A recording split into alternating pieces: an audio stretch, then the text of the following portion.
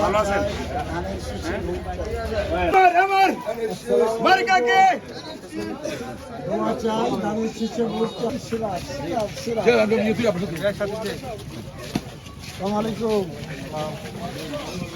দোয়া চাই, ধানের শীষে ভোট চাই।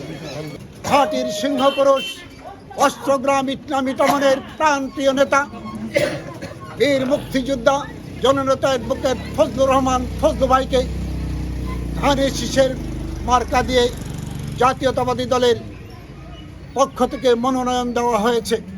আমরা যারা শহীদ জিয়ার আদর্শের সৈনিক, আমরা যারা খালেদা জিয়ার আদর্শের সৈনিক, আমরা যারা তারেক জিয়ার আদর্শের সৈনিক, আমরা সকলে আজ